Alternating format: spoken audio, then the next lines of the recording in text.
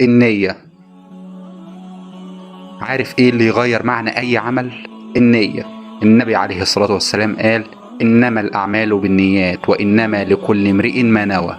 يعني صلاتك، صدقتك، كلامك، حتى تبسمك، كله بيتوزن على قد نيتك. ممكن اتنين يصلوا جنب بعض، نفس الركعات ونفس الصور ونفس كل حاجة، لكن في واحد صلاته بتوصل لربنا وبيتقبلها، وواحد ما ياخدش غير التعب. ليه؟ لأن الأول صلى لله، والتاني صلى عشان الناس تقول عليه ملتزم. ربنا عز وجل قال: وما أمروا إلا ليعبدوا الله مخلصين له الدين. الموضوع كله في كلمة مخلصين، لأن على نياتكم ترزقون. يعني ممكن تنوي صدقة وما تقدرش تدفع فتاخد الأجر كامل عشان قلبك صادق.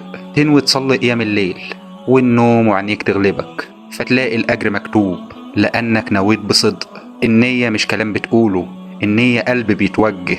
حتى في التوبة لو نيتك صافية انك ترجع لربنا، ربنا عز وجل بيفتح لك ابواب ما كنتش تتخيلها. اسأل نفسك: انا بعمل ده لله ولا عشان الناس تشوفني وتقول فلان ده كويس؟ النية ممكن ترفعك للجنة وممكن توقعك في الرياء.